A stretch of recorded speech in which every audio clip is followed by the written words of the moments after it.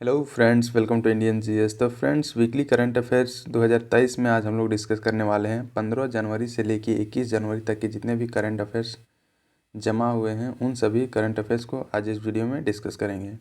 और जो लोग इंडियन जीएस को सब्सक्राइब नहीं किए हैं वो सब्सक्राइब कर लें। तो चलिए जानते हैं क्या क्या करंट अफेयर्स आए हुए हैं। पहला आया हुआ है कि 23वीं राष्ट्रीय स्क्वाश चैंपियनशिप का आयोजन किया गया है। तो ये कहाँ पर आयोजन किया गया है और इसके विजेता कौन कौन हैं, इन सभी चीज़ों को जान लेते हैं। तो ये जम्मू और कश्मीर की एक 11 वर्षीय लड़की है जिसका नाम है फलक मुमताज़। इनके द्वारा 23वीं राष्ट्रीय स्क्वाश चैंपियनशिप में स्वर्ण पदक जीता गया है। इनका नाम याद रखें, फलक मुमताज़। अभी स्क्वाश फेडरेशन ऑफ इंडिया के द्वारा ये खेल का आयोजन किया गया था और ये इंडोर स्टेडियम भगवती नगर जम्मू कश्मीर में जम्मू में इसका आयोजन किया गया था। और इस चैम्पियनशिप में पहला स्थान रहा जम्मू कश्मीर का, और दूसरा स्थान आंध्र प्रदेश का रहा, और तीसरा स्थान पे उड़ीसा रहा है। ये सभी चीज़ें याद रखें। अब आगे जानते हैं स्क्वाश चैम्पियनशिप के बारे में। ये स्क्वाश तलवारबाजी का एक कश्मीरी मार्शल आर्ट का एक रूप है, ये जो स्क्वाश चैम्पियनशिप है। अब आधुनिक स्क्वाश में कराटे और ताइक्वांडो को भी मिश्रित रूप में उसको भी शामिल कर दिया गया है इस खेल में। यह स्क्वाश फेडरेशन ऑफ इंडिया द्वारा शासित किया जाता है, इसके द्वारा आयोजन वगैरह करवाया जाता है ये स्क्वाश चैम्पियनशिप। अब इसमें स्क्वाश फेडरेशन ऑफ इंडिया को 18 जून 2020 को निगमित किया गया था, 2020 से इसको स्टार्ट किया गया था स्क्वाश चैम्पियनशिप को। अब आगे जानते हैं लोकसभा के स्पीकर जो कि ओम बिरला जी हैं, ये 16 से 21 जनवरी 2023 के लिए केन्या और तंजानिया जाने वाले एक प्रतिनिधि मंडल का नेतृत्व करेंगे। इनके द्वारा नेतृत्व किया जाएगा। अब आगे जानते हैं केन्या के बारे में कि केन्या कहाँ पर सिचुएटेड है, इसकी राजधानी क्या है, इनकी मुद्रा क्या है। इन सभी चीज़ों को जान लेते हैं क्योंकि ये अभी करंट न्यूज़ में है। केन्या पूर्वी अफ्रीका में स्थित एक देश है जो कि हिंद महासागर के साथ समुद्री तट साझा करता है। पूर्वी अफ्रीका कहने का मतलब ये अफ्रीका आप जान ले रहे हैं, और इसका पूर्वी इलाका क्या है, इधर वाले इलाका है, और ये इंडियन ओशियन है, हिंद महासागर है। तो इसी में इसका समुद्री तट साझा करता है। अब आगे जानते हैं 2022 तक केन्या, नाइजीरिया और दक्षिण अफ्रीका के बाद उप सहारा अफ्रीका में सबसे तेज़ी से बड़ी अर्थव्यवस्था है, तीसरी सबसे बड़ी अर्थव्यवस्था है ये केन्या अफ्रीका महाद्वीप में। 1952 में ब्रिटेन के खिलाफ हुई माओ माओ क्रांति ने 1963 में इसकी स्वतंत्रता की घोषणा का मार्ग प्रशस्त कर दिया। 1963 में केन्या को स्वतंत्रता प्राप्त हुई थी। अभी इसकी राजधानी कहाँ है, तो केन्या की राजधानी नैरोबी है, और इसकी मुद्रा है किनियल शिलिंग केन्या की मुद्रा है, और केन्या के राष्ट्रपति है विलियम रूटी इसके राष्ट्रपति हैं। और इसकी आधिकारिक भाषाएं जो बोली जाती है केन्या में वो है स्वाहिली और अंग्रेजी, ये दोनों भाषाएं बोली जाती है केन्या में। अब जान लेते हैं, मैप में देख लेते हैं केन्या का लोकेशन। तो ये अफ्रीका कॉन्टिनेंट का ये मैप आपको दिख रहा होगा। इसमें केन्या ये पूरा हिस्सा ये केन्या का हिस्सा है, और इसके बॉर्डर जो देश हैं समीपवर्ती सीमा में सटे हुए देश वो कौन कौन से हैं, तो ये सोमालिया है, इथोपिया है, साउथ सूडान है, युगांडा है और तंजानिया। ये टोटल 1 2 3 4 5 कंट्रीज़ हैं जो कि इससे बॉर्डर शेयर करते हैं। और इसमें लेक विक्टोरिया भी सटा हुआ है, और लेक तुर्काना भी केन्या में सटा हुआ है। इतना आप केन्या के बारे में मैप बेस्ड क्वेश्चन बन सकते हैं, और ये इंडियन ओशन से सटा हुआ एक कंट्री है। अब आगे जानते हैं तंजानिया के बारे में जानते हैं। तंजानिया एक पूर्वी अफ्रीकी देश है, ये भी पूर्वी अफ्रीका में सिचुएटेड देश है। दिसंबर 2022 में तंजानिया के चुम्बे द्वीप को संयुक्त राष्ट्र पुरस्कार मिला था। ये तंजानिया का जो चुम्बे द्वीप समूह है उसको संयुक्त राष्ट्र पुरस्कार दिया गया था 2022 में। अभी अफ्रीका की सबसे बड़ी चोटी तंजानिया का माउंट किलिमंजारो है। माउंट किलिमंजारो का नाम तो सुना ही होगा। तो ये अफ्रीका की सबसे बड़ी चोटी है जो कि तंजानिया में सिचुएटेड है। अब तंजानिया के प्रधानमंत्री कौन है? तो ये कासिम मजलिवा हैं तंजानिया के प्रधानमंत्री। तंजानिया की राजधानी है डोडोमा और तंजानिया की मुद्रा है तंजानिया शिलिंग है तंजानिया की मुद्रा, मतलब तंजानिया की करेंसी। और तंजानिया के राष्ट्रपति कौन है? तो ये है सामिया सुलूहू हसन है तंजानिया के राष्ट्रपति। और उपराष्ट्रपति है फिलिप मपेंगो है उपराष्ट्रपति। और इनकी आधिकारिक भाषाएं क्या क्या है, मतलब तंजानिया में कौन कौन सी भाषाएं बोली जाती है? तो ये है स्वाहिली, अंग्रेजी और अरबी, ये सभी भाषाएं तंजानिया में बोली जाती है। अब देख लेते हैं मैप में तंजानिया का लोकेशन कहाँ है। तो ये अफ्रीका कॉन्टिनेंट का मैप है, ये दिख रहा होगा, ये तंजानिया का मैप है। और इसके बॉर्डर देश कौन कौन से हैं? तो ये है केन्या, युगांडा, रवांडा और बुरुंडी और जैर, जाम्बिया और मोजाम्बिक, ये सभी इसके बॉर्डर नेशंस हैं। और ये भी कंट्री जो है ये इंडियन ओशन को टच करता है तंजानिया। और ये इसमें लेक विक्टोरिया भी सटा हुआ है और ये और भी लेक देख लें सब। अब आगे जानते हैं नेक्स्ट क्या है, सिविल क्या है। ये एक आर्टिफिशियल इंटेलिजेंस का उपकरण है जो कि मैसाचुसेट्स इंस्टीट्यूट ऑफ टेक्नोलॉजी के शोधकर्ताओं के द्वारा ये डेवलप किया गया है। इसका काम क्या है? इसका काम ये है कि फेफड़ों के कैंसर के जोखिम का पूर्वानुमान ये लगा सकता है, ये सिविल उपकरण जो है।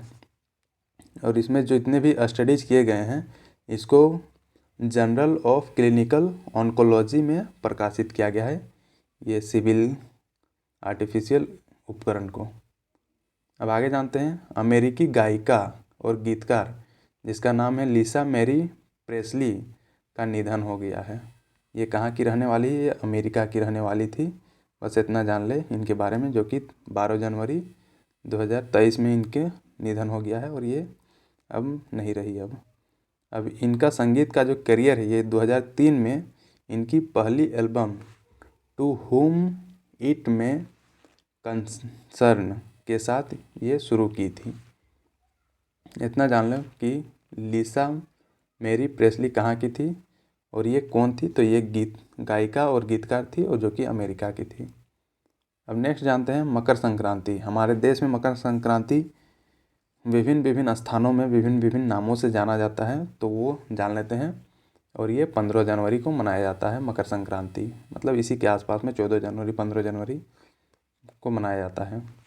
तो मकर संक्रांति पूरे भारत में हिंदुओं द्वारा मनाया जाने वाला एक प्रमुख फसल उत्सव है, मतलब फसल से रिलेटेड, क्रॉप से रिलेटेड ये त्यौहार मनाया जाता है, मतलब उसकी खुशी में, उपजाऊ की खुशी में ये मनाया जाता है।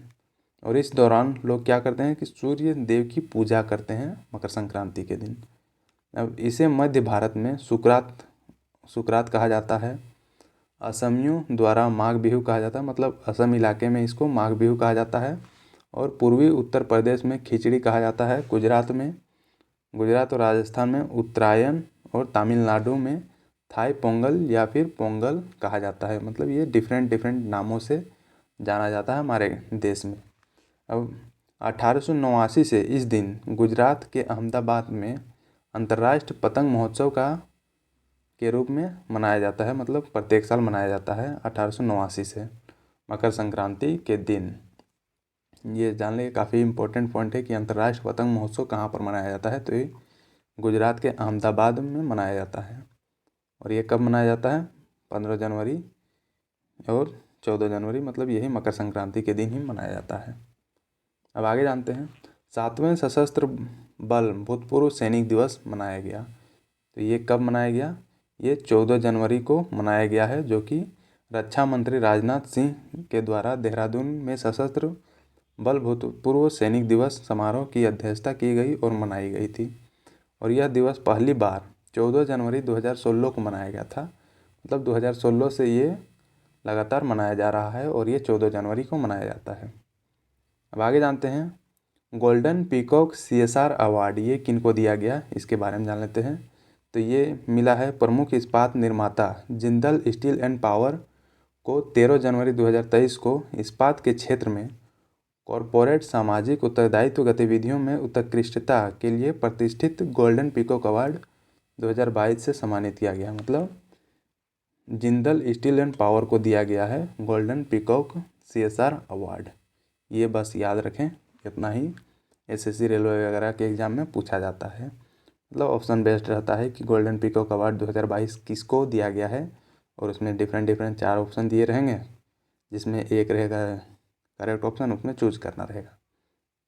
अब आगे जानते हैं, इस्पात निर्माता का चयन भारत के पूर्व मुख्य न्यायाधीश MN वेंकटचलैया की अध्यक्षता वाली पूरी पुरस्कार जूरी द्वारा ये किया गया था।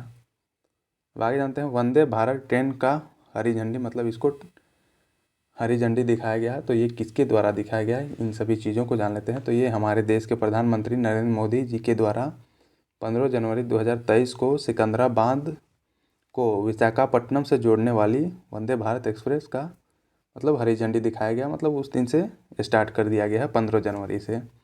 और ये बात याद रखें कि ये सिकंदराबाद से विशाखापट्टनम तक ये ट्रेन चलेगी, और ये ट्रेन भारतीय रेलवे द्वारा शुरू की जाने वाली 8वीं वंदे भारत एक्सप्रेस होगी। मतलब इससे पहले भी 7 ट्रेनें चलाई जा चुकी है डिफरेंट जगहों में।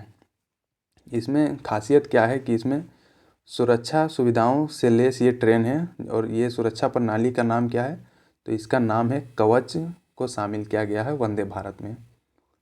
अब नेक्स्ट देखते हैं, EPFO के क्षेत्रीय कार्यालय का उद्घाटन किया गया, तो ये कहाँ पर किया गया ये देख लेते हैं, और किसके द्वारा किया गया। तो ये केंद्रीय श्रम और रोजगार, वन, पर्यावरण और जलवायु परिवर्तन मंत्री भूपेंद्र यादव जी के द्वारा 13 जनवरी 2023 को राजस्थान के अलवर ज़िले में, ये काफ़ी इम्पोर्टेंट है कि राजस्थान के अलवर ज़िले में कर्मचारी भविष्य निधि संगठन, जिसको शॉर्ट फॉर्म में EPFO भी बोला जाता है, के क्षेत्र कार्यालय का उद्घाटन किया गया है ये। अब नेक्स्ट जान लेते हैं, राजस्थान के बारे में आ गया, तो राजस्थान की एक पूरी डिटेल जान लेते हैं ताकि आसानी होगी। अब जान लेते हैं, यह क्षेत्रफल के हिसाब से भारत का सबसे बड़ा राज्य है, और जनसंख्या के हिसाब से अगर देखा जाए तो हमारे देश भारत का 7वें सबसे बड़ा राज्य है राजस्थान। अब राज्य के भरतपुर का केवलादेव राष्ट्रीय उद्यान स्थित है, मतलब भरतपुर में केवलादेव राष्ट्र सिचुएटेड है, और ये राजस्थान में सिचुएटेड है। कोई अगर क्वेश्चन बन सकता है कि केवलादेव राष्ट्रीय उद्यान किस ज़िले में, किस स्टेट में सिचुएटेड है, तो ये राजस्थान स्टेट में सिचुएटेड है। अब आगे जानते हैं, कालीबंगा और बालाथल के सिंधु घाटी के खंडहर भी यहाँ पर सिचुएटेड है। कालीबंगा और बालाथल ये दोनों, जो कि सिंधु घाटी के टाइम के खंडहर हैं, जो राजस्थान में सिचुएटेड है। राजस्थान के राज्यपाल कौन है, तो ये कलराज मिश्र जी हैं राजस्थान के राज्यपाल, और राजस्थान की राजधानी जयपुर है। और इसके मुख्यमंत्री कौन है, तो ये अशोक गहलोत जी राजस्थान के मुख्यमंत्री हैं। और इसकी स्थापना कब की गई थी, मतलब राजस्थान को कब बनाया गया था, तो ये 30 मार्च 1949 को इसकी स्थापना की गई थी राजस्थान को। और इसमें साक्षरता दर कितना है, तो ये 66.1% है, ये 2011 के जनगणना के अनुसार ये डाटा है। और लिंगानुपात है 1009 पर 1000, ये इसका लिंगानुपात है। अब आगे जानते हैं, राजस्थान को मैप में देख लेते हैं कि राजस्थान सिचुएटेड कहाँ है हमारे इंडिया में। तो ये है राजस्थान, और इसके राजधानी का नाम है जयपुर, जो कि पश्चिमी इलाके में सिचुएटेड है हमारे इंडिया के। अब इसके बॉर्डर स्टेट कौन कौन से वो जान लेते हैं। तो ये है गुजरात, मध्य प्रदेश, उत्तर प्रदेश, हरियाणा और पंजाब, ये हैं राजस्थान के बॉर्डर स्टेट। ये मैप बेस्ड क्वेश्चन पूछे जाते हैं एग्ज़ाम में, इसीलिए मैप भी करवाते चले जा रहे हैं। अब आगे जानते हैं, भोपाल में शुरू हुई थिंक 20 बैठक। अब ये क्या बैठक है, इसके बारे में जान लेते हैं। तो ये G20 के तहत 16 जनवरी 2023 को भोपाल में शुरू हो गई है थिंक 20 की बैठक। और बैठक में भारत के बुद्धिजीवियों और अधिकारियों के अलावा विभिन्न देशों के 94 प्रतिनिधियों ने भाग लिया, मतलब इस बैठक में। अब बैठक में global governance with life visual and wellbeing सहित विभिन्न विषयों पर चर्चा करेंगे। ये जितने भी लोग इसमें पार्टिसिपेट किए हैं उन सभी लोगों के द्वारा।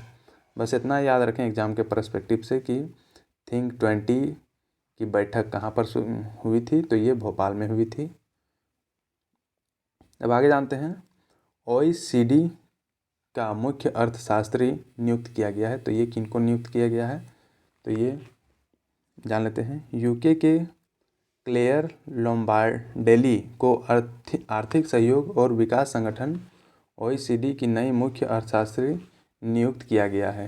ये नाम याद रखें, इनका नाम क्या है, क्लेयर लोम्बार्डेली इनका नाम है, जो कि OECD के मुख्य अर्थशास्त्री नियुक्त किए गए हैं। वह वर्तमान में यूके ट्रेजरी के मुख्य आर्थिक सलाहकार हैं। अब लोम्बार्डेली को आर्थिक विश्लेषण में 20 वर्षों का अनुभव है। हालांकि ये सब फालतू चीज़ें हैं, बस इतना याद रखें कि OECD का मुख्य अर्थशास्त्री किसे नियुक्त किया गया है, तो ये क्लेयर लोम्बार्डेली को नियुक्त किया गया है। अब नेक्स्ट जानते हैं आर्थिक सहयोग और विकास संगठन मतलब OECD के बारे में जान लेते हैं। इसका फॉर्म होता है organisation of economic cooperation development. OECD का फुल फॉर्म होता है इंग्लिश में।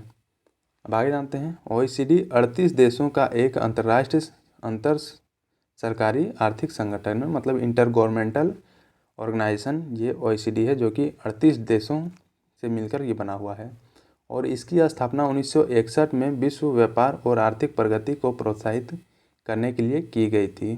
कब की गई थी, तो ये 1961 में इसकी स्थापना की गई थी OECD की। और इसका मुख्यालय है पेरिस, जो कि फ्रांस में सिचुएटेड है इसका मुख्यालय। और भारत इसका सदस्य नहीं है, ये बात जान लें कि भारत OECD का मेंबर नहीं है।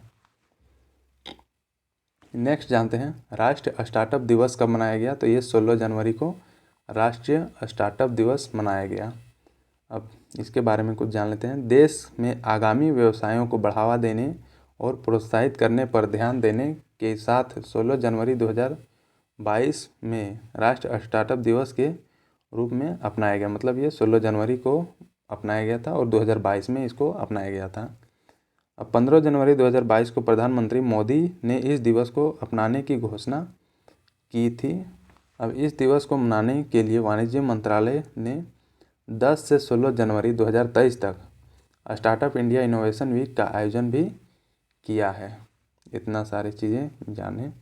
अब आगे जानते हैं ऑक्सफैम इंटरनेशनल मतलब इनके द्वारा एक सूची जारी की जाती है, अमीर लोगों की सूची जारी की जाती है और ये ऑक्सफैम इंटरनेशनल के द्वारा। ये जान लेते हैं क्या इसमें जारी किया गया है। तो इसमें सबसे अमीर 1% लोग की कुल संपत्ति बाकी दुनिया से दुगुनी है, ऐसा ऑक्सफैम के द्वारा कहा गया है। मतलब 1% लोगों के पास ही मतलब बाकी जितने भी दुनिया के संपत्ति है वो सभी उन्हीं लोगों के पास है, 1% लोगों के पास। अब इसमें आगे जानते हैं ऑक्सफैम इंटरनेशनल द्वारा जारी वार्षिक असमानता रिपोर्ट के अनुसार सबसे अमीर 1% लोगों ने पिछले 2 वर्षों में दुनिया की बाकी आबादी का तुलना में लगभग दोगुनी संपत्ति हासिल कर ली है, ऐसा इसके द्वारा बोला गया है। अब नेक्स्ट जानते हैं ऑक्सफैम इंटरनेशनल के बारे में जान लेते हैं। तो इसको 1995 में गठित स्वतंत्र गैर सरकारी संगठनों का एक ये समूह है, जो कि ये सभी निकालते रहता है कौन कितना अमीर बन गया है, ये सभी चीज़ें। अब 1942 में ब्रिटेन में अकाल राहत के लिए स्थापित ऑक्सफोर्ड समिति से ऑक्सफैम नाम लिया गया है, ये जान लें।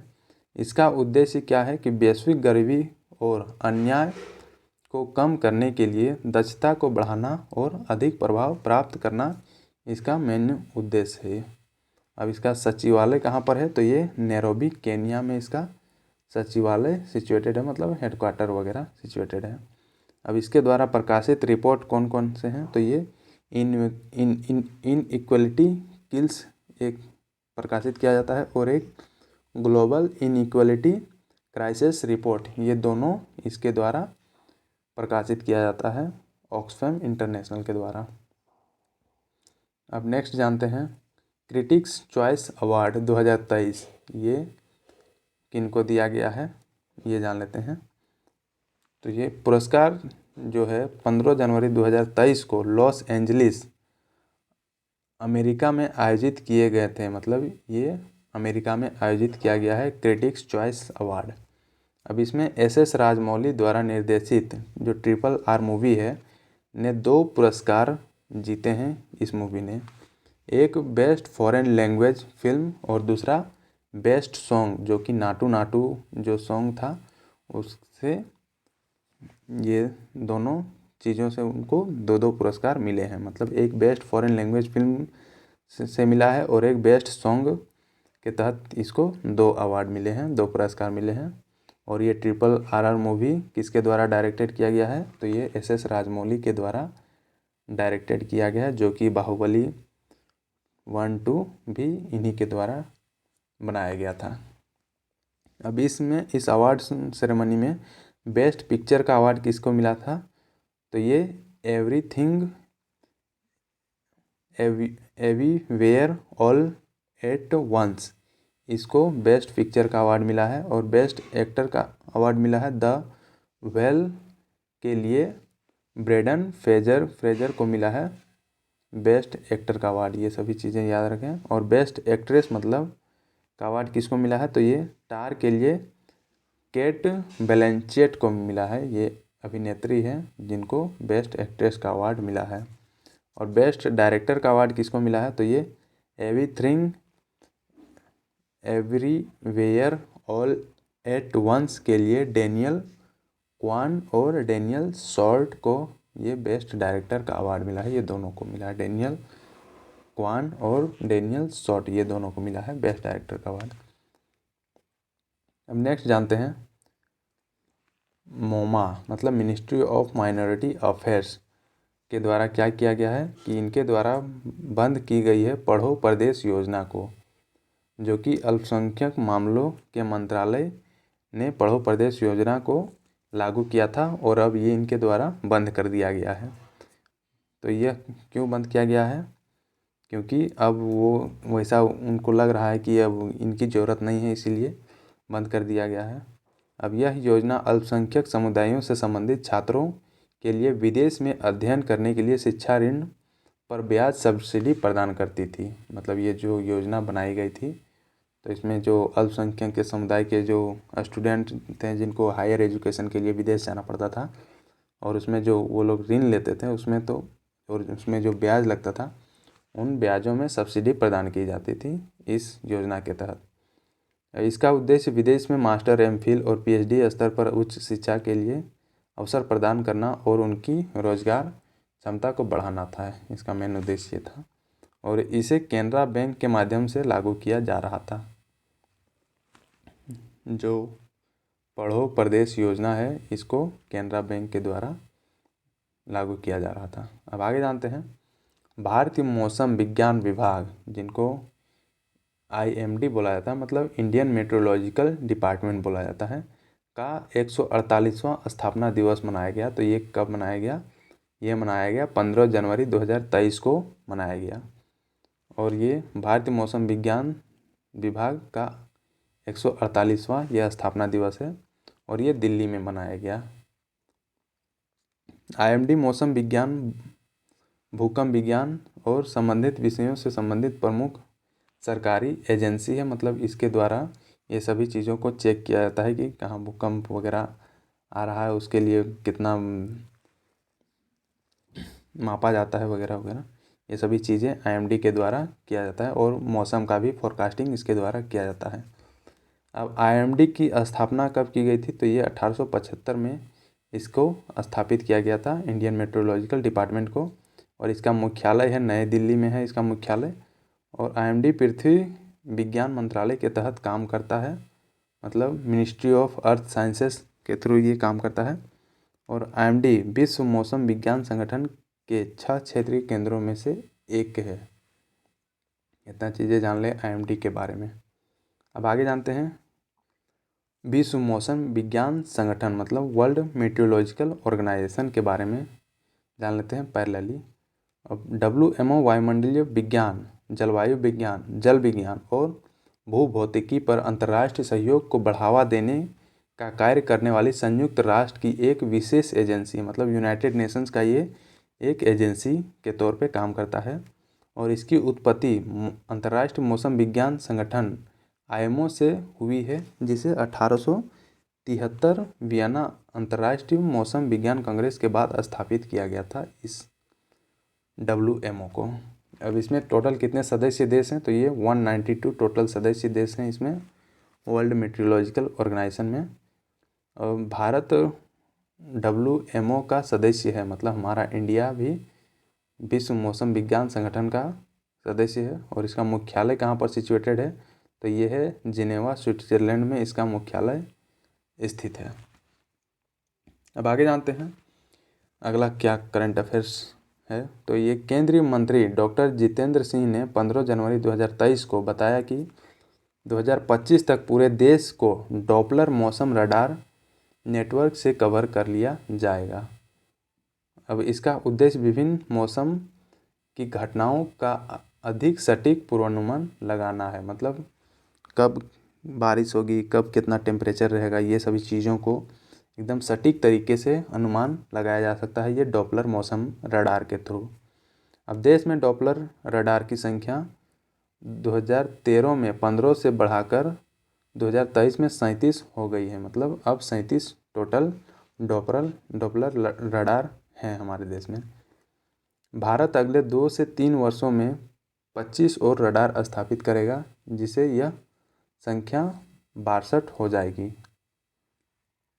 अब आगे जानते हैं डॉपलर मौसम रडार के बारे में।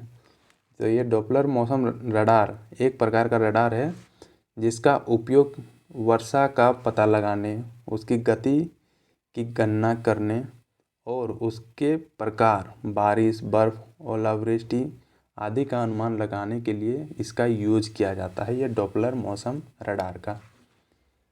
अब नेक्स्ट क्या है, जल्लीकट्टू समारोह का शुरुआत हो गया है। तो ये कब शुरू किया गया था, तो ये 14 जनवरी से ये शुरू हो गया था।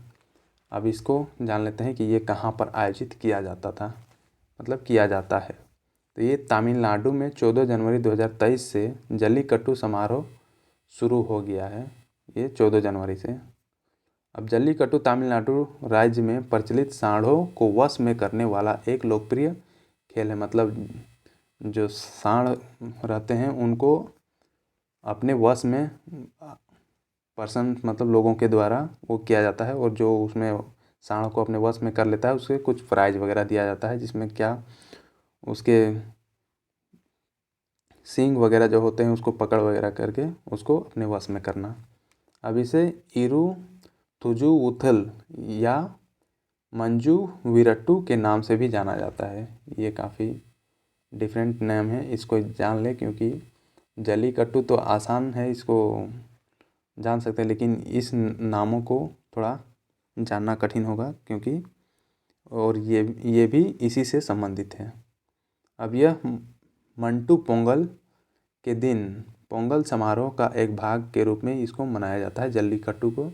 अब इस खेल में क्या किया जाता है कि एक बैल को भीड़ के बीच में छोड़ दिया जाता है और भाग लेने वाले लोगों से अपेक्षा की जाती है कि वो जितनी देर तक हो सके उसके कुबड़, मतलब जो बैल के जो कुबड़ होते हैं पीठ पर, कुबड़ को पकड़कर उस सांड को अपने नियंत्रण में कर ले, और जो भी नियंत्रण में करता है तो उसे कुछ प्राइज वगैरह दिया जाता है।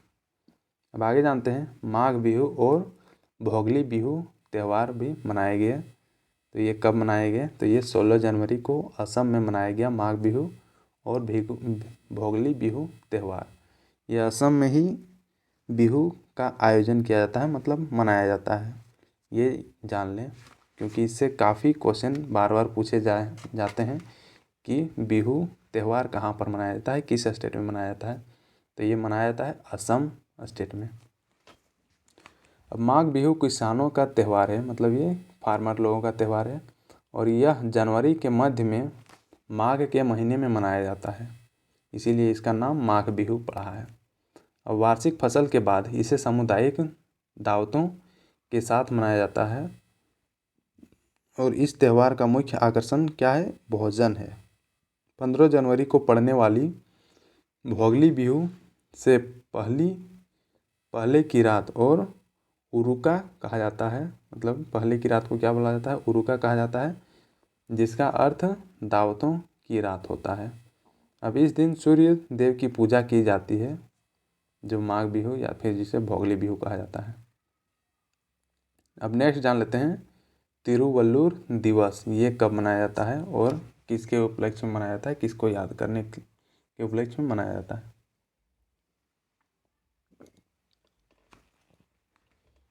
तिरुवल्लुर दिवस आमतौर पर तमिलनाडु राज्य में 15 या फिर 16 जनवरी को मनाया जाता है। ये डेट याद रखें कि कब मनाया जाता है, तो ये 15 या तो 16 जनवरी को मनाया जाता है।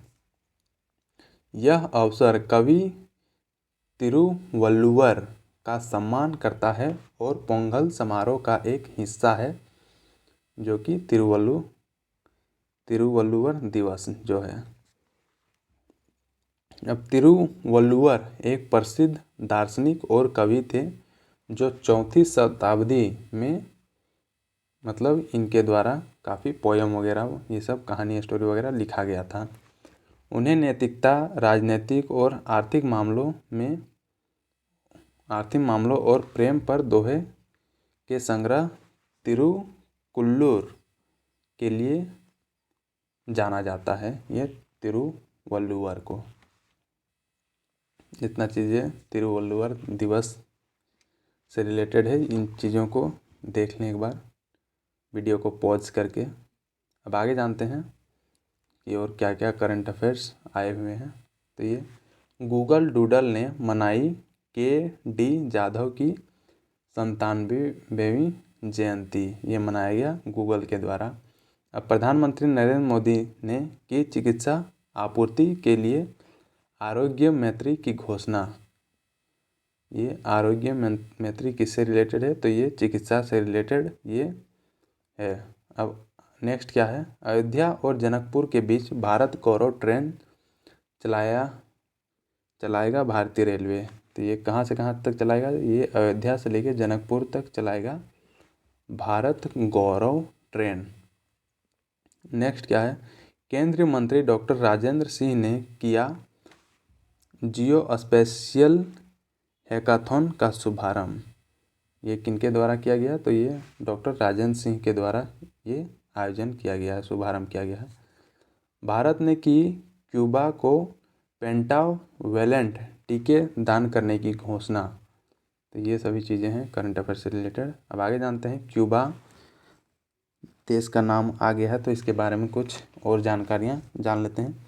तो यह कैरिबियन सागर में स्थित एक द्वीप देश है, मतलब ये कॉन्टिनेंटल कंट्री है। और ये 2008 में फिदेल कास्त्रो ने क्यूबा को 49 वर्षों के नेतृत्व के बाद इस्तीफा दे दिया है। अब 2017 में क्यूबा ने परमाणु हथियारों के निषेध पर संयुक्त राष्ट्र संधि पर हस्ताक्षर किया था और क्यूबा पर अमेरिका का कब्जा था और इसने 1902 में स्वतंत्रता प्राप्त की थी। मतलब पहले क्यूबा भी अमेरिका के कंट्रोल में था, मतलब अमेरिका शासन चलाता था, लेकिन 1902 में इसको स्वतंत्रता प्राप्त हो गई और ये खुद का शासन खुद चलाता है। क्यूबा की राजधानी कहाँ पर है? तो ये हवाना में क्यूबा की राजधानी है और इसकी मुद्रा है क्यूबा पेसो। क्यूबा की मुद्रा है। क्यूबा के राष्ट्रपति कौन है? तो ये मिगुएल डियाज कैनेल है क्यूबा के राष्ट्रपति और प्रधानमंत्री हैं मैनुअल मारेरो क्रूज हैं क्यूबा के प्रधानमंत्री। और इसमें भाषा जो बोली जाती है, राष्ट्रभाषा क्या है क्यूबा की? तो ये स्पेनिश है क्यूबा की राष्ट्रभाषा। तो ये है क्यूबा देश से संबंधित ये इम्पोर्टेंट फैक्ट्स, ये इसको याद कर लें। अब नेक्स्ट क्या है? क्यूबा को मैप में देख लेते हैं। तो ये क्यूबा आइलैंड कंट्री है जो कि यहाँ पर सिचुएटेड है और ये कैरिबियन सी में सिचुएटेड है क्यूबा देश। ये इधर यूएसए दिख रहा होगा और इधर साउथ अमेरिका है, सेंट्रल अमेरिका, और ये कैरिबियन सी है और ये जो है अटलांटिक ओशन में सिचुएटेड है क्यूबा। इतना चीज़ें मैप से रिलेटेड है, इसको एक बार बढ़िया से देख लें। अब आगे जानते हैं आगे क्या है। मिस यूएसआर बोनी गैब्रियल बनी नई मिस यूनिवर्स। ये कौन बनी है? तो ये आर बोनी गैब्रियल बन गई है मिस यूनिवर्स।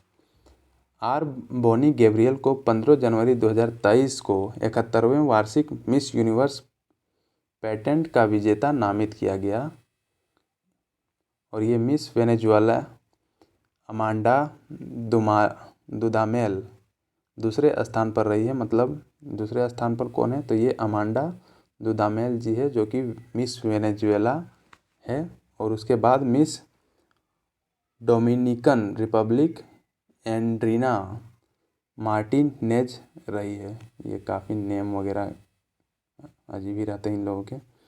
अब नेक्स्ट जानते हैं, वह मिस यूएसए जीतने वाली पहली फिलिपिना अमेरिकन भी है जो मिस यूनिवर्स बनी है, मतलब आर बोनी गैब्रियल जी। अब आगे जानते हैं, 75वां सेना दिवस समारोह मनाया गया। तो ये कहाँ मनाया गया? तो ये बेंगलुरु कर्नाटक में आयोजित किया गया 75वां सेना दिवस समारोह। अब इससे रिलेटेड कुछ और जान लेते हैं। भारत ने रक्षा बलों और भारतीय सेना के पहले प्रमुख जनरल के.एम. करियप्पा को सम्मानित करने के लिए 15 जनवरी 2023 को 75वां सेना दिवस मनाया। मतलब ये के.एम. करियप्पा जी को सम्मान के तौर पर ये मनाया गया है। इस दिन करियप्पा ने 1949 में अंतिम British commander in chief general sir F.R.R. Butcher से भारतीय सेना की कमान संभाली थी। और ये सेना दिवस परेड पहली बार दिल्ली के बाहर बेंगलुरु में आयोजित की गई है। मतलब ये पहले दिल्ली में ही आयोजित की जाती थी और अब पहली बार बेंगलुरु में इसका आयोजन किया गया है। अब नेक्स्ट जानते हैं भारतीय सेना के बारे में जान लेते हैं। भारत का राष्ट्रपति भारतीय सेना का सर्वोच्च सेनापति होता है। मतलब ये हमारे देश के राष्ट्रपति है वही सर्वोच्च सेनापति कहलाते हैं। अब सेना द्वारा किए गए प्रमुख अभियानों में ऑपरेशन विजय, ऑपरेशन मेघदूत, ऑपरेशन कैक्टस शामिल है। ये सभी चीज़ें शामिल है जितने भी ऑपरेशन किए गए हैं भारतीय सेना के द्वारा। इसे 7 कमानों में बांटा गया है। जो भारतीय सेना है वो 7 कमानों में बटा हुआ है और यह दुनिया की सबसे बड़ी अस्थाई सेना मतलब परमानेंट आर्मी ये भारतीय सेना है। इसका मुख्यालय कहाँ पर है? तो ये नई दिल्ली में भारतीय सेना का मुख्यालय है और इसकी स्थापना 1895 को की गई थी। और इसका आदर्श वाक्य क्या है? सेवा परमो धर्म। मतलब स्वयं से पहले क्या है? सेवा इसका आदर्श वाक्य है। सेना दिवस कब मनाया जाता है? तो ये 15 जनवरी को सेना दिवस मनाया जाता है। और सेना के प्रमुख कौन है? तो ये जनरल मनोज पांडे जी हैं सेना के प्रमुख। अब नेक्स्ट जानते हैं, विश्व आर्थिक मंच 2023 शिखर सम्मेलन हुआ है। तो ये कहाँ पर हुआ है? 16 जनवरी से शुरू होगा, मतलब किया गया है विश्व आर्थिक मंच 2023 शिखर सम्मेलन। और ये 53वां संस्करण है जो कि दावोस स्विट्जरलैंड में आयोजित किया गया है। ये जान लें कि ये कहाँ आयोजित किया गया है। तो ये दावोस के स्विट्जरलैंड के दावोस में आयोजित किया गया है। और विश्व आर्थिक मंच 2023 की बैठक की थीम क्या है? तो इसकी थीम है कोऑपरेशन इन अ फ्रेगमेंटेड वर्ल्ड है इसका थीम 2023 का। इसे याद रखें क्योंकि ये काफ़ी इम्पोर्टेंट है। थीम से रिलेटेड प्रश्न पूछे जाते हैं एग्जामों में। अब नेक्स्ट जानते हैं विश्व आर्थिक मंच के बारे में, जिसको शॉर्ट फॉर्म में WEF भी बोला जाता है। यह एक अंतर्राष्ट्रीय गैर सरकारी और लॉबिंग संगठन है। मतलब गैर सरकारी मतलब नॉन गवर्नमेंटल ऑर्गेनाइजेशन ये विश्व आर्थिक मंच है। अब इसकी स्थापना 24 जनवरी 1971 को जर्मन इंजीनियर और अर्थशास्त्री क्लास श्वाब के द्वारा किया गया था। WEF का स्थापना। इसे पहले यूरोपियन मैनेजमेंट फोरम नाम दिया गया था और 1987 में इसका नाम बदलकर वर्ल्ड इकोनॉमिक फोरम कर दिया गया है।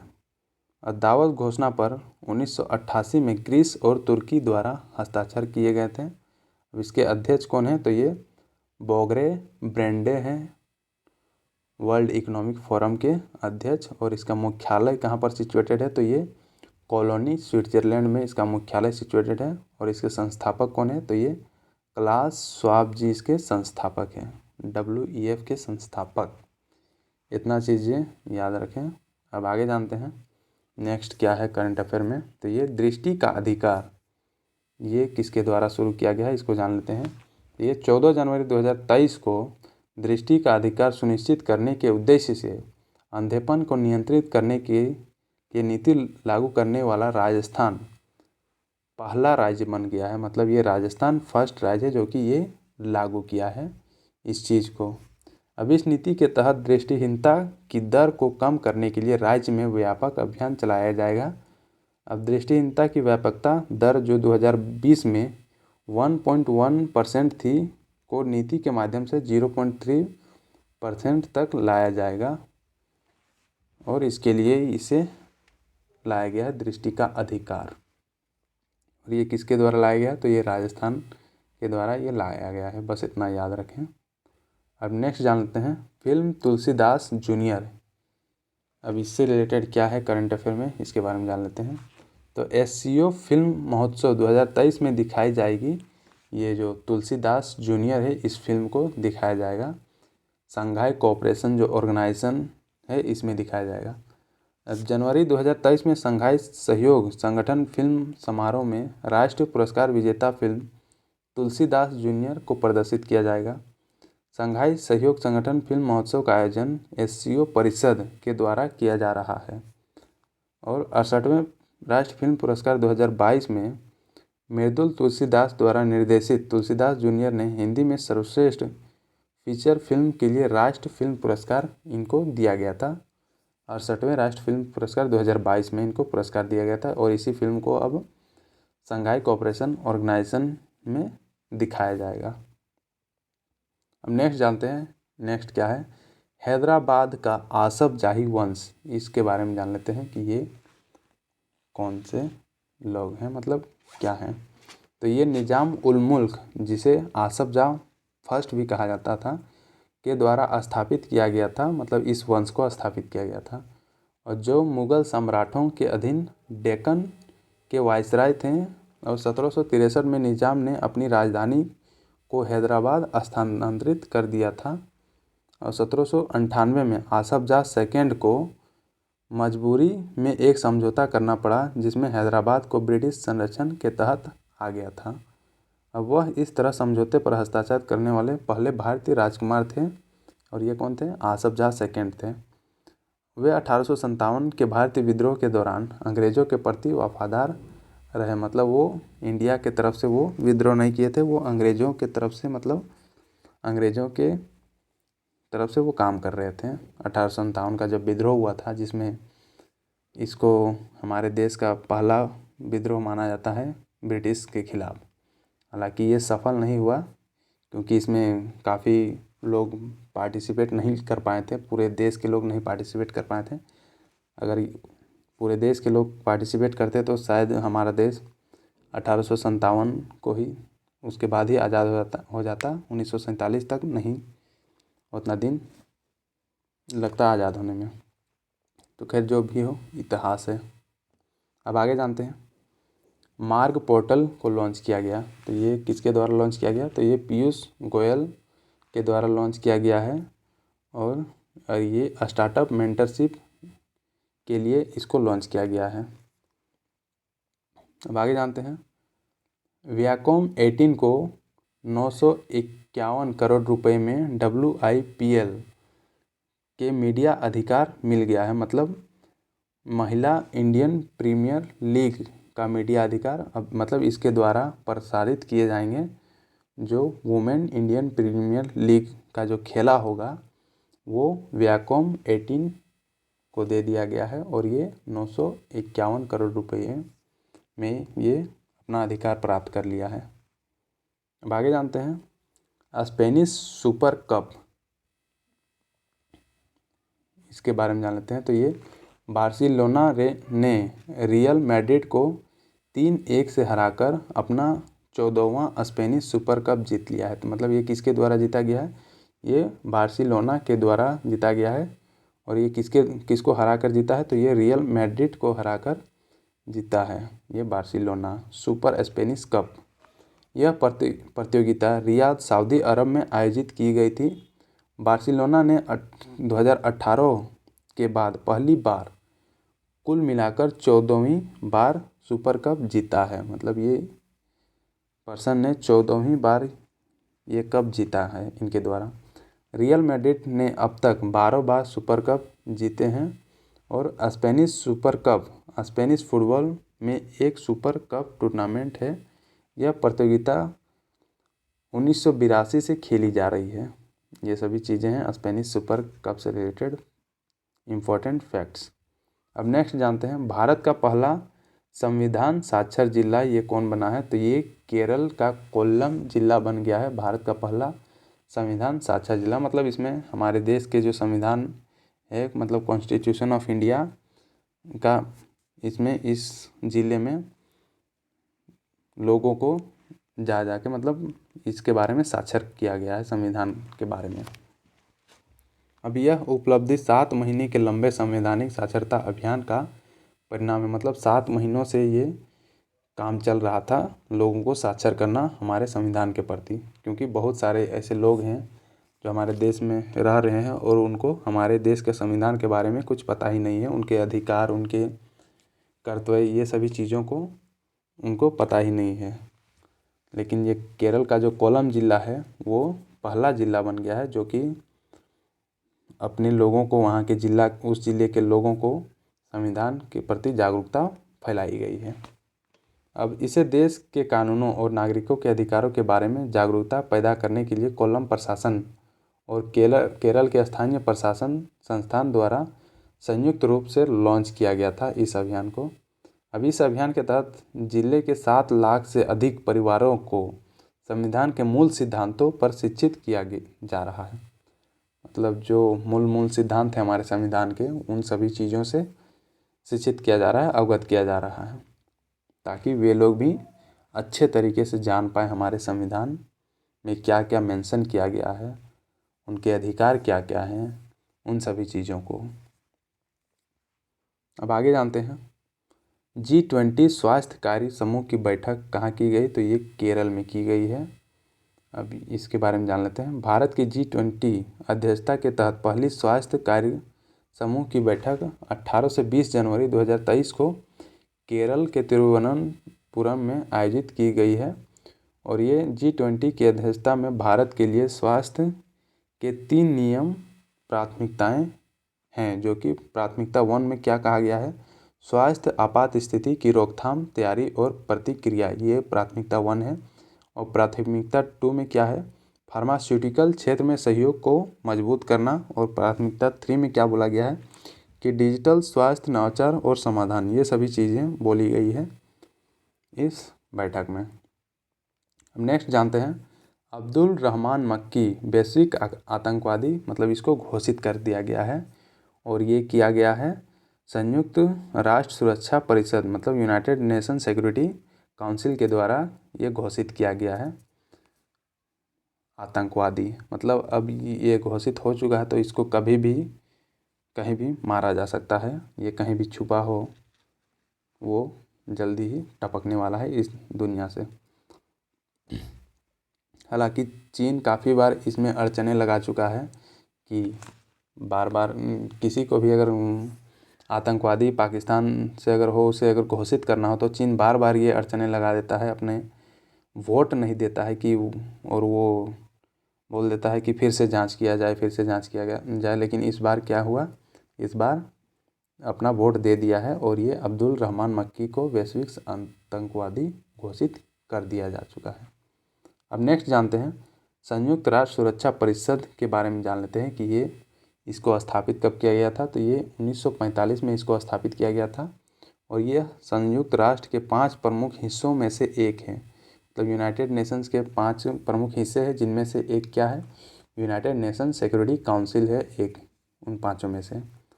अब इसका काम क्या है, तो यह अंतर्राष्ट्रीय शांति और सुरक्षा सुनिश्चित करने के कार्य के साथ साथ संयुक्त राष्ट्र में नए सदस्यों को स्वीकार करने और संयुक्त राष्ट्र चार्टर में किसी भी बदलाव को मंजूरी देने का कार्य इसके द्वारा किया जाता है। यह संयुक्त राष्ट्र का एकमात्र ऐसा निकाय है जिसके पास सदस्य देशों के लिए बाध्यकारी प्रस्ताव जारी करने का अधिकार है। मतलब जितने भी इसके सदस्य देश हैं उन सभी को जो भी अगर इनके द्वारा प्रस्ताव जारी किया जाएगा तो वो बाध्य होगा कि वो मानेंगे ही उस प्रस्ताव को, जितने भी मेंबर कंट्रीज होंगे उन कंट्रीज में। अब यूएनएससी का मुख्यालय कहाँ पर सिचुएटेड है, तो ये न्यूयॉर्क अमेरिका में इसका हेडक्वार्टर सिचुएटेड है, मतलब स्थापित किया गया है। अब नेक्स्ट जानते हैं, रोहित शर्मा ने एमएस धोनी का पुराना रिकॉर्ड तोड़ दिया। तो ये कौन सा रिकॉर्ड है इसको जान लेते हैं। तो ये 18 जनवरी 2023 को हैदराबाद के राजीव गांधी अंतर्राष्ट्रीय स्टेडियम में भारत और न्यूजीलैंड के बीच खेले गए पहले वनडे मैच में रोहित शर्मा ने एमएस धोनी का पुराना रिकॉर्ड तोड़ दिया है। अब रोहित के नाम पर कुल 125 छक्के हैं।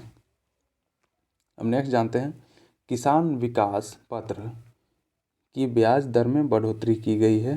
तो ये क्या है, पहली तिमाही मतलब जनवरी से मार्च 2023 के लिए किसान विकास पत्र की ब्याज दर में बढ़ोतरी की गई है और घोषणा 30 दिसंबर 2022 को की गई थी इसकी घोषणा।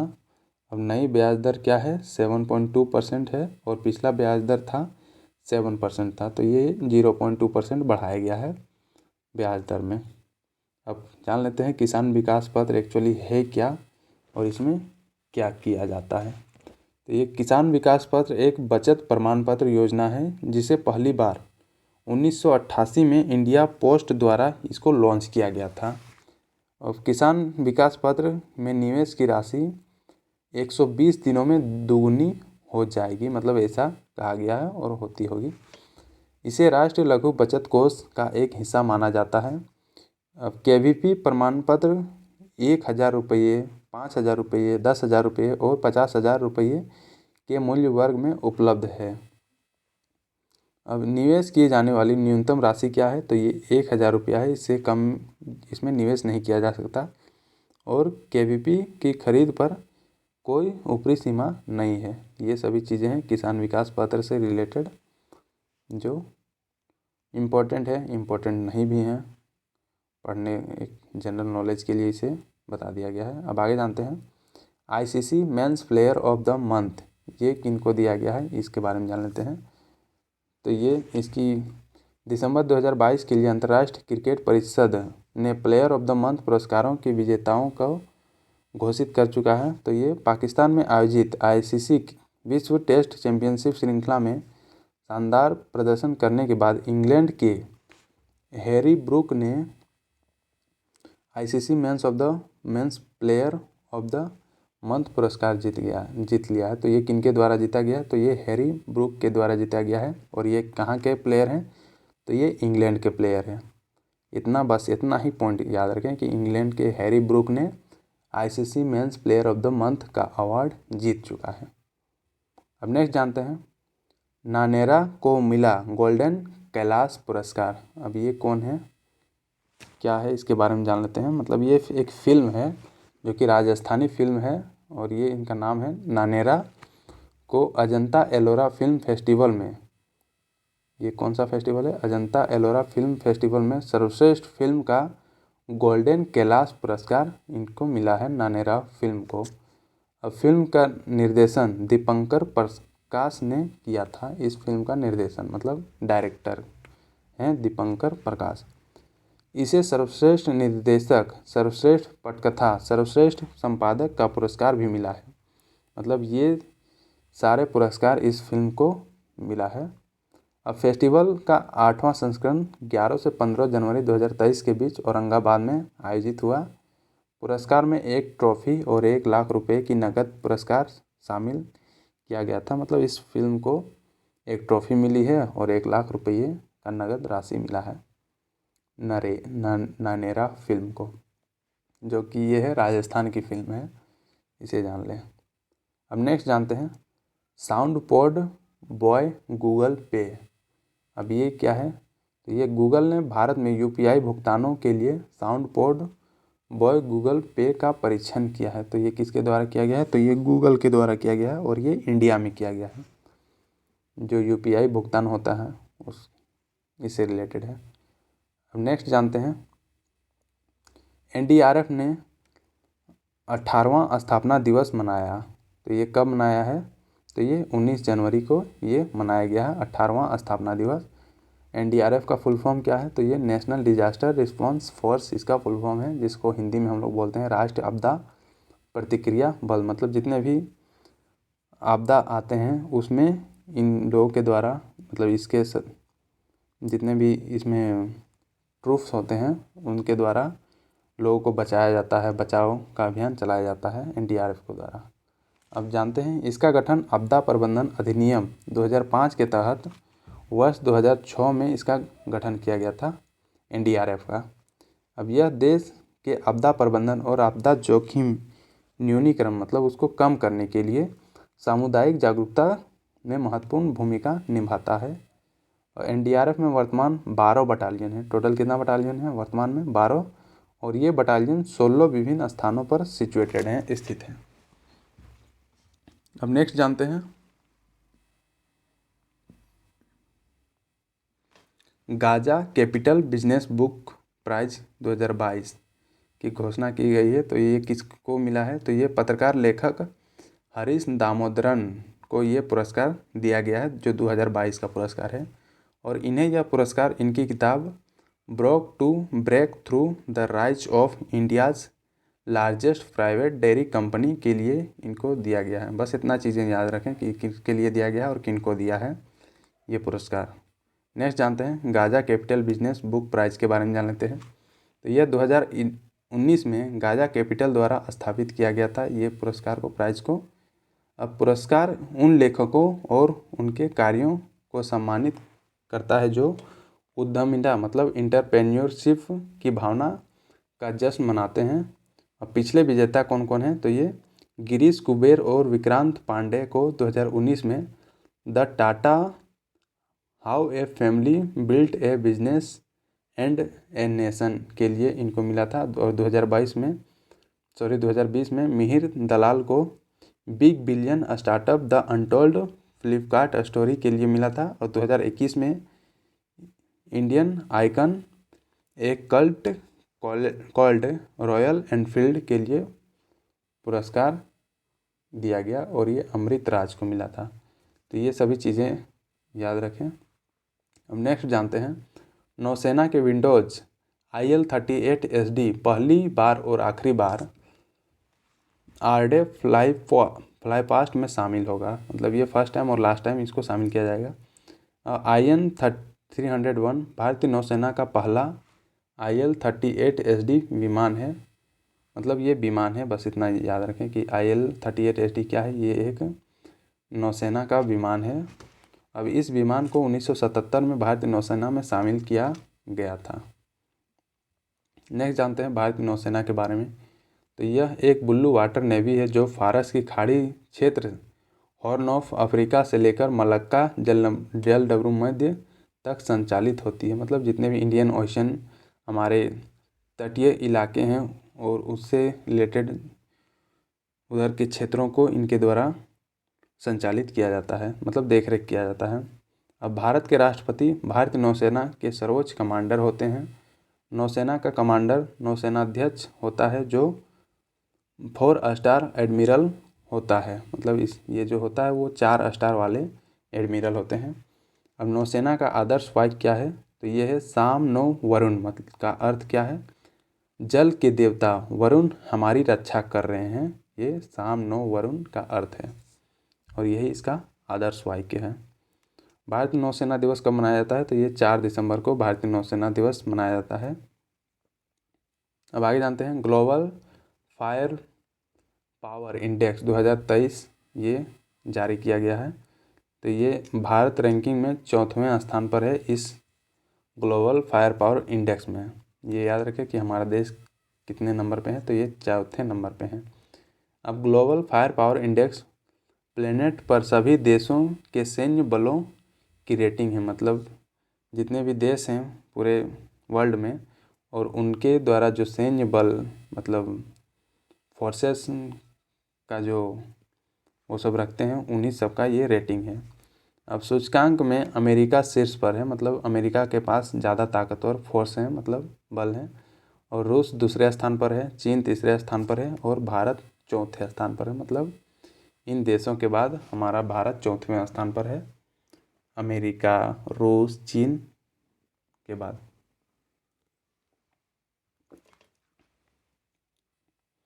अब नेक्स्ट जानते हैं, पाकिस्तान दक्षिण एशिया का सबसे कमज़ोर अर्थव्यवस्था है। ये ऐसा विश्व बैंक की रिपोर्ट में ये बताया गया है। हालांकि ये तो पहले से ही कमज़ोर है, ये चीन के आड़ में जीते आ रहा है और इसका अर्थव्यवस्था बिल्कुल चौपट ही हो चुका है, क्योंकि यहाँ के जो नेता वगैरह हैं वो खुद भ्रष्ट इंसान लोग बनते हैं, तो क्या उन लोग देश चलाएंगे।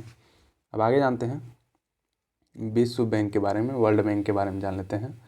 वो पाकिस्तान हम लोग के लिए इम्पोर्टेंट नहीं है, इम्पोर्टेंट है तो वर्ल्ड बैंक हम लोग के लिए इम्पोर्टेंट है। तो ये जान लेते हैं, यह एक अंतर्राष्ट्रीय वित्तीय संस्थान है जो विकासशील देशों को ऋण और अन्य प्रकार की सहायता प्रदान करता है। इनके द्वारा प्रदान किया जाता है, मतलब जो डेवलपिंग कंट्रीज़ हैं उन कंट्रीज़ को इनके द्वारा ऋण मतलब उपलब्ध करवाए जाते हैं बहुत ही कम ब्याज दर में। अब इनकी स्थापना 1944 में ब्रिटेन वुड्स समझौते के हिस्से के रूप में इसकी हुई थी, मतलब इसको स्थापित किया गया था। इसके राष्ट्रपति कौन है अभी, तो ये डेविड मालपास इसके राष्ट्रपति हैं और इसका मुख्यालय है वाशिंगटन डीसी, जो कि संयुक्त राज्य अमेरिका यूएसए में सिचुएटेड है। इतना बस याद रखें बस। अब नेक्स्ट जानते हैं, जेसिंडा अर्डनर ने इस्तीफ़ा दे दिया है। तो ये किस चीज़ में इस्तीफ़ा दिया है, तो ये न्यूजीलैंड के प्रधानमंत्री पद से इस्तीफ़ा दे दिया है। मतलब ये न्यूजीलैंड की प्रधानमंत्री थी जो कि अब इस्तीफ़ा दे चुकी है। अब ये सुश्री जेसिंडा अर्डनर 2017 में 37 वर्ष की आयु में प्रधानमंत्री चुने जाने पर दुनिया की सबसे कम उम्र की महिला प्रमुख बनी थी। मतलब पूरे वर्ल्ड में सबसे कम उम्र की किसी देश की प्रधानमंत्री बनी है तो ये जेसिंडा अर्डनर जी बनी थी और ये न्यूजीलैंड की बनी थी। अब नेक्स्ट जान लेते हैं न्यूजीलैंड के बारे में। न्यूजीलैंड दक्षिण पश्चिम प्रशांत महासागर में स्थित एक संप्रभु द्वीपीय देश है, मतलब आइलैंड नेशन है। और इसकी राजधानी कहाँ है, तो ये वेलिंगटन न्यूजीलैंड की राजधानी है। यह देश दो प्रमुख द्वीपों, उत्तरी द्वीप और दक्षिणी द्वीप से मिलकर बना हुआ है। मतलब इसमें दो आइलैंड है जो कि दोनों आइलैंड को मिला के ये देश बनाया गया है। अब माओरी लोग एनजेड के स्वदेशी पॉलिनेशियन लोग हैं, ये हैं। अब आगे जान लेते हैं, न्यूजीलैंड को मैप में देख लेते हैं कि मैप में कहाँ सिचुएटेड है न्यूजीलैंड। तो ये रहा न्यूजीलैंड, इसमें दो आइलैंड आपको दिख रहे होंगे जो कि एक नॉर्थ आइलैंड है और एक साउथ आइलैंड, मतलब उत्तरी द्वीप और दक्षिणी द्वीप ये है। और न्यूजीलैंड और ऑस्ट्रेलिया के बीच में सिचुएटेड जो सी है उसका नाम क्या है, तो ये तास्मान सी इसका नाम है और ये साउथ पैसिफिक ओशियन में सिचुएटेड एक आइलैंड नेशन है। इधर है इंडियन ओशियन और ये ओशियानिया का पार्ट है ये सभी चीज़ें, और इक्वेटर इधर से जाके पास हो रही है। इतना जान लें मैप से रिलेटेड ये चीज़ें। अब नेक्स्ट जानते हैं मालदीव के बारे में। मालदीव हिंद महासागर में स्थित दक्षिण एशिया का एक द्वीप समूह राज्य है। मतलब इसमें भी बहुत सारे द्वीपों को मिला के ये देश बनाया गया है। अब इससे 1965 में यूनाइटेड किंगडम से स्वतंत्रता मिली थी। मतलब पहले ये यूके का, मतलब यूके द्वारा ये शासित किया जाता था, लेकिन 1965 में इसको आज़ादी मिल गई थी। अब मालदीव की राजधानी कहाँ पर है, तो ये माले में स्थित है मालदीव की राजधानी। इसकी मुद्रा क्या है, मालदीव रुपया इसकी मुद्रा है। और राष्ट्रपति मालदीव के कौन है अभी, तो ये इब्राहिम मोहम्मद सोलिह इसके राष्ट्रपति हैं। मालदीव दक्षिण एशिया क्षेत्रीय सहयोग संगठन का संस्थापक सदस्य, मतलब सार्क का ये संस्थापक सदस्य देश है मालदीव। अब नेक्स्ट देख लेते हैं मालदीव कहाँ पर सिचुएटेड है, तो ये इंडियन ओशियन में सिचुएटेड है मालदीव। और इसमें जितने भी ये हैं ये अटोल है जो कि कोरल रीफ से बने जो आइलैंड होते हैं उसे अटोल बुलाया जाता है। और इसकी कैपिटल है माले, यहाँ पर जो सिचुएटेड है माले अटोल में। और ये इक्वेटर इसके जस्ट नीचे सिचुएटेड है। अब नेक्स्ट जानते हैं, ये मालदीव दिखाया जा रहा है वर्ल्ड मैप में। ये हमारा प्यारा देश भारत है और ये पूरा एशिया है, अफ्रीका, ऑस्ट्रेलिया, ये सभी चीज़ें देख लें। हम नेक्स्ट जानते हैं, कवि नीलमणि फुकन का निधन हो गया है। तो ये एक प्रसिद्ध असमिया कवि थे, मतलब असमिया भाषा में ये अपनी कविताएं लिखा करती थी। इन्हें वर्ष 2021 के लिए देश के सर्वोच्च साहित्य पुरस्कार 56वें ज्ञानपीठ से सम्मानित किया गया था, जिनका निधन हो गया। ये सभी चीज़ें हैं, देख लें। अब नेक्स्ट जानते हैं, नेक्स्ट क्या है, संयुक्त राष्ट्र महासभा यूनाइटेड नेशन जनरल असेंबली के बारे में जान लेते हैं। हालांकि ये चर्चा में रहा होगा इसीलिए इसको यहाँ पर डाला गया है। और इसके बारे में जान लेते हैं। तो संयुक्त राष्ट्र महासभा संयुक्त राष्ट्र के 6 प्रमुख अंगों में से ये एक है और इसका पहला सत्र 10 जनवरी 1946 को लंदन के मेथोडिस्ट सेंट्रल हॉल में आयोजित किया गया था। और संयुक्त राष्ट्र के सभी 193 सदस्य महासभा के सदस्य हैं। इसका मुख्यालय जो कहाँ पर है, ये न्यूयॉर्क में सिचुएटेड है और इसकी स्थापना 1945 में की गई थी। और इसके अध्यक्ष हैं साबा कोरोसी, इसके अध्यक्ष हैं संयुक्त राष्ट्र महासभा की। इतना चीज़ें ध्यान में रखें। अब नेक्स्ट जानते हैं, नेक्स्ट क्या है, कम लेट्स रन पुस्तक, इस पुस्तक का विमोचन किया गया, मतलब प्रकाशित किया गया है। तो ये किसके द्वारा प्रकाशित किया गया है और ये किसके द्वारा लिखा गया था, इसके बारे में जान लेते हैं। तो ये तमिल के स्वास्थ्य मंत्री एम सुब्रमण्यम की पुस्तक कम लेट्स रन का अंग्रेजी संस्करण जनवरी 2023 में भारतीय क्रिकेट टीम के पूर्व कप्तान कृष्णमाचारी श्रीकांत द्वारा जारी किया गया ये पुस्तक है। अब ओडलम वंगा नामक पुस्तक का तमिल संस्करण 2021 में जारी किया गया था। ये चीज़ें। नेक्स्ट क्या है, A.D. दामोदरन का निधन हो गया। तो ये कौन है, ये प्रसिद्ध वैज्ञानिक और CSIR के पूर्व प्रमुख A.D. दामोदरन जी हैं, जो अब इस दुनिया में नहीं रहे। नेक्स्ट जान लेते हैं CSIR के बारे में। इसका फुल फॉर्म क्या होता है, तो इसका फुल फॉर्म होता है council of scientific and industrial research, इसका फुल फॉर्म होता है। अब वैज्ञानिक और औद्योगिक अनुसंधान परिषद की स्थापना भारत सरकार द्वारा 1942 में इसकी स्थापना की गई थी। इसको सोसाइटी पंजीकरण अधिनियम 1860 के माध्यम से इसको स्थापित किया गया था। अब इसके संस्थापक कौन थे, तो ये आरकोट रामासामी मुदलियार शांति स्वरूप भटनागर, ये दोनों इसके संस्थापक थे और इसकी स्थापना 1942 में की गई थी। इसके महानिदेशक कौन हैं, तो ये डॉक्टर नल्लाथम्बी कलाई सेल्वी इसके महानिदेशक हैं CSIR के। अब नेक्स्ट क्या है, गाम्बिया देश, इसके बारे में जान लेते हैं। गाम्बिया के उपराष्ट्रपति बदार अलियू जॉब का भारत में निधन हो गया, इसीलिए ये चर्चा में है गाम्बिया देश। ये हमारे देश के कोई हॉस्पिटल में भर्ती होंगे जहाँ पर इनका निधन हो गया है, जो कि उपराष्ट्रपति थे बदारा अलियू जॉब जिनका नाम है।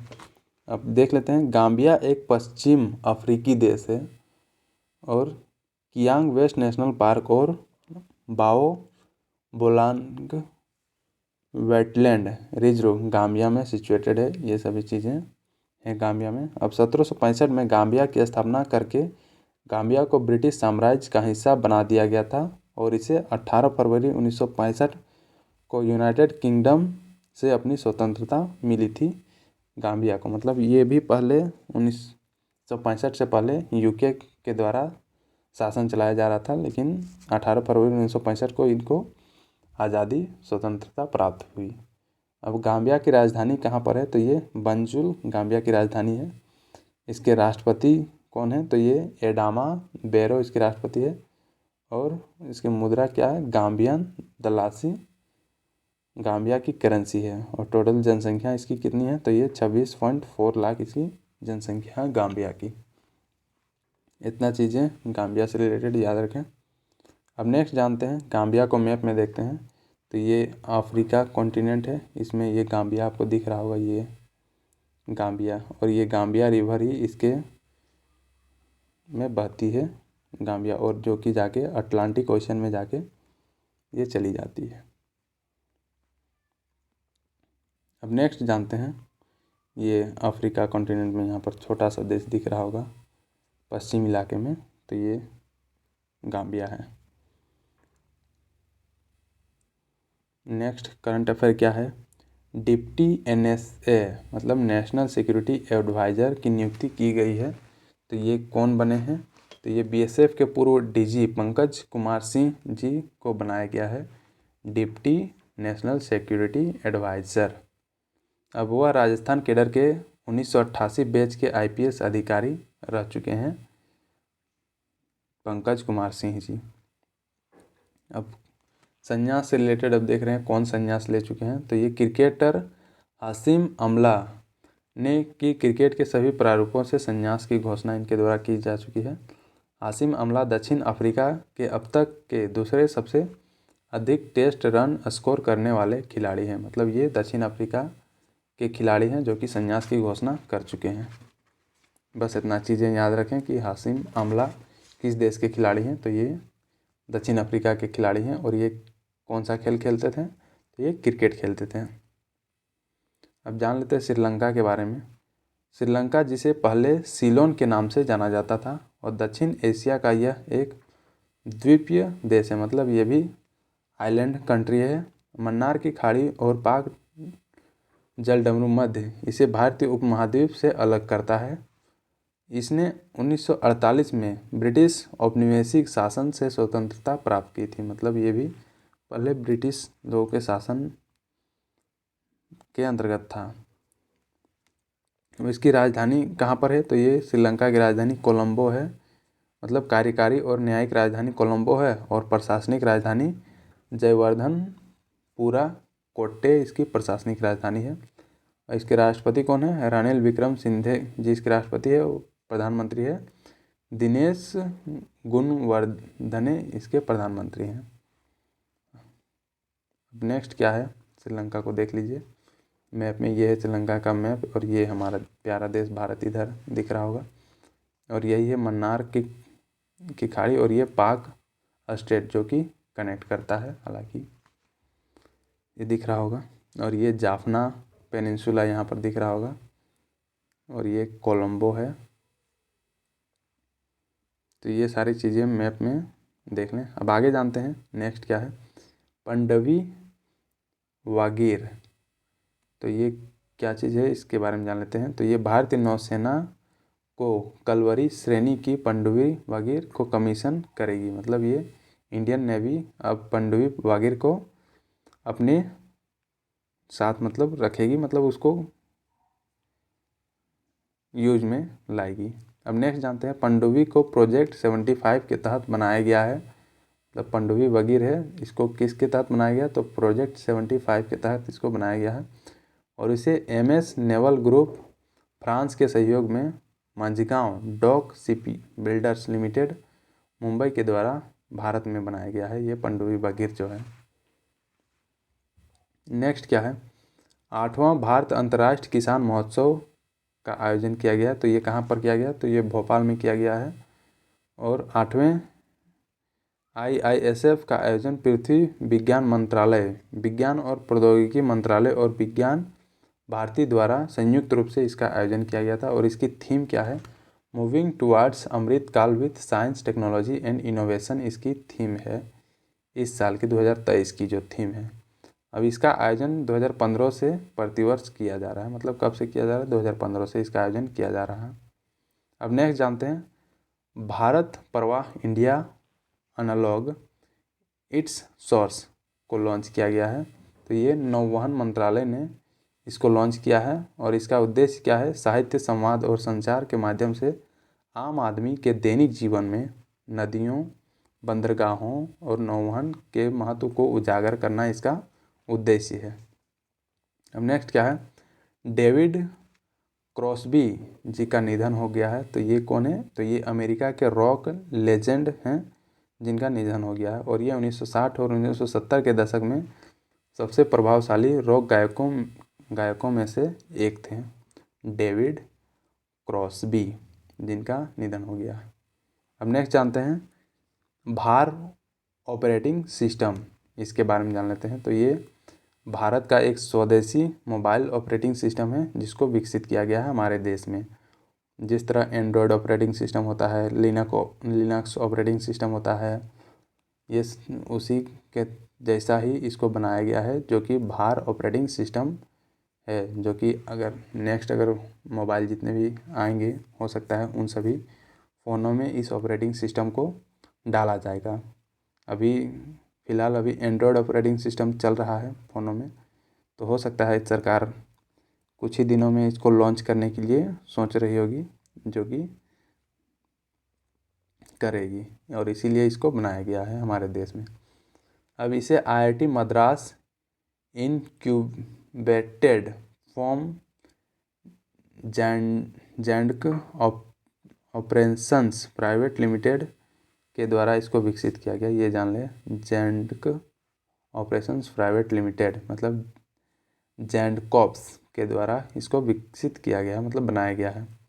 अब नेक्स्ट जान लेते हैं जैविक ऑक्सीजन मांग, मतलब बायोलॉजिकल ऑक्सीजन डिमांड के बारे में जान लेते हैं, ये क्या एक्चुअली है। तो ये बैक्टीरिया जैसे सूक्ष्मजीवों को ऑक्सीकरण के लिए जितनी घुलित ऑक्सीजन की आवश्यकता होती है उसे ही कहा जाता है बायोलॉजिकल ऑक्सीजन डिमांड कहा जाता है, जिसे शॉर्ट फॉर्म में BOD बोला जाता है। अब नेक्स्ट जानते हैं मासिक धर्म की छुट्टी। तो ये कौन से सरकार के द्वारा ये इसका आरंभ किया गया, तो ये केरल सरकार के द्वारा ये राज्य के सभी विश्वविद्यालयों में मासिक धर्म की छुट्टी का अनुमति दे दी गई है केरल सरकार के द्वारा। इसमें क्या होता है कि प्रत्येक मंथ जो लड़कियों में जो पीरियड्स होते हैं उससे रिलेटेड है, तो अब केरल में उसके लिए छुट्टी मिलेगी, जिसमें उन लोगों को काफ़ी दिक्कतों का सामना करना पड़ता है पीरियड्स के दौरान। तो ये केरल सरकार के द्वारा शुरू किया गया है। और इसमें क्या होता है कि 18 वर्ष की आयु पूरी कर चुकी छात्राओं को अधिकतम 60 दिनों का मातृत्व अवकाश स्वीकृति किया गया है इसमें। अब नेक्स्ट जानते हैं प्रभाबेन सौभगचंद शाह का निधन हो गया। तो ये कौन है, तो ये पद्मश्री पुरस्कार से सम्मानित हैं, जो कि 18 जनवरी 2023 को इनका निधन हो गया है। अब वह केंद्र शासित प्रदेश दादर और नागर हवेली, दमन और द्वीप की एक सामाजिक कार्यकर्ता भी थी, ये जिनका निधन हो गया है। इन्हें दमन की दिव्या के नाम से भी जाना जाता था। ये जान ले कि इनको किस नाम से जाना जाता था, तो दमन की दिव्या के नाम से जाना जाता था। और इन्हें 2022 में पद्मश्री से सम्मानित किया गया था इनको। अब नेक्स्ट जानते हैं राष्ट्रीय स्वास्थ्य प्राधिकरण के निदेशक की नियुक्ति हो चुकी है। तो ये किनको नियुक्त किया गया है, तो ये प्रवीण शर्मा जी को स्वास्थ्य और परिवार कल्याण मंत्रालय के तहत राष्ट्रीय स्वास्थ्य प्राधिकरण आयुष्मान भारत डिजिटल मिशन में निदेशक के रूप में नियुक्त किया गया है। बस इतना याद रखें कि किनको नियुक्त किया गया, तो ये प्रवीण शर्मा जी को नियुक्त किया गया। और ये 2005 बैच के Indian defence service of engineers के अधिकारी हैं प्रवीण शर्मा जी। अब नेक्स्ट जानते हैं आयुष्मान भारत डिजिटल मिशन, ये क्या है, इसको कब लॉन्च किया गया था। तो ये 27 सितंबर 2021 को प्रधानमंत्री नरेंद्र मोदी के द्वारा इनको लॉन्च किया गया था, आयुष्मान भारत डिजिटल मिशन को। और यह पूरे देश भर के अस्पतालों को डिजिटल स्वास्थ्य समाधानों को जोड़ता है और बाकी चीज़ें हैं। अब आगे जानते हैं ब्रॉड गार्जियनशिप इंडेक्स 2023 लाया गया है। अब इसमें देखते हैं कि क्या है। तो ये मुकेश अंबानी को ब्रांड गार्जियनशिप इंडेक्स 2023 में भारतीयों में नंबर 1 और विश्व स्तर पर दूसरा स्थान दिया गया है। मुकेश अंबानी जी को ये इंडेक्स जारी किया गया है और इसमें ये बोला गया है कि मुकेश अंबानी जी जो हैं वो इंडिया में नंबर 1 है और विश्व स्तर पर दूसरे स्थान में है मुकेश अंबानी जी। अब रिलायंस इंडस्ट्रीज लिमिटेड के मुकेश अंबानी को क्रमशः पहले एनवीडिया मतलब इसको पहला स्थान दिया गया है हमारे देश में और दूसरा पूरे विश्व में। अब पहले स्थान पे कौन है, तो ये एनवीडिया के सीईओ जेनसेन हुआंग जी फर्स्ट प्लेस में हैं। और 2022 में टॉप करने वाले माइक्रोसॉफ्ट के सत्य नडेला तीसरे नंबर पर इनको रखा गया है। और चौथे नंबर पे कौन है, तो ये है एडोब के संतानु नारायण। और 5वें नंबर पे हैं गूगल के सीईओ सुंदर पिचई जी, 5वें नंबर पे हैं। तो ये सभी चीज़ें देख लें। अब नेक्स्ट जानते हैं नेक्स्ट क्या है करंट अफेयर में। तो ये विशिष्ट वैज्ञानिक पुरस्कार दिया गया है। तो ये किनको दिया गया है, आर विष्णु प्रसाद जी को दिया गया है विशिष्ट वैज्ञानिक पुरस्कार। नेक्स्ट क्या है, अंतर्राष्ट्रीय शिल्प शिखर सम्मेलन का आयोजन किया गया है। तो ये उड़ीसा के मुख्यमंत्री नवीन पटनायक जी के द्वारा 20 जनवरी 2023 को उड़ीसा के जाजपुर में अंतर्राष्ट्रीय शिल्प शिखर सम्मेलन का उद्घाटन किया गया है। नेक्स्ट क्या है, आदिवासियों को बुनियादी दस्तावेज उपलब्ध कराने वाला पहला जिला कौन बन गया, तो ये केरल का वायनाड बन गया है। हालांकि जितने भी चीज़ें कर रहा है मतलब यूनिक चीज़ें पहला चीज़ें तो ये केरल के द्वारा ही किया जा रहा है। और ये हमारे देश का मतलब कहा जाए तो सबसे मोस्ट डेवलप्ड स्टेट है केरल। अभी ये इसमें क्या है कि यह आधार कार्ड, राशन कार्ड, जन्म मृत्यु प्रमाण पत्र और स्वास्थ्य बीमा जैसी सुविधाएं इसमें प्रदान की जाएगी। ये जो बुनियादी दस्तावेज है इसमें। अब नेक्स्ट क्या है, तो ये यही था दोस्तों करंट अफेयर्स में जो मैंने डिस्कस किया पूरे सप्ताह का करंट अफेयर। तो thank you for watching this video कैसा लगा, वीडियो को लाइक शेयर ज़रूर करें और कमेंट भी ज़रूर करें। और जो लोग इंडियन जीएस को सब्सक्राइब नहीं किए हैं वो सब्सक्राइब ज़रूर करें और सब्सक्राइब करके बेल आइकन ज़रूर दबाएं ताकि आपको रेगुलर अपडेट मिलती रहे इस चैनल के थ्रू। और जिन लोगों को इसकी पीडीएफ की ज़रूरत है तो वो नीचे दिए गए टेलीग्राम लिंक में ज्वाइन करें, वहाँ पर आपको इसकी पीडीएफ प्रोवाइड की जाएगी। और ये प्रत्येक सप्ताह की पीडीएफ आपको इस टेलीग्राम चैनल में मिल जाएगा। तो जुड़ जाएं और इसका लाभ उठाएं। तो थैंक यू दोस्तों।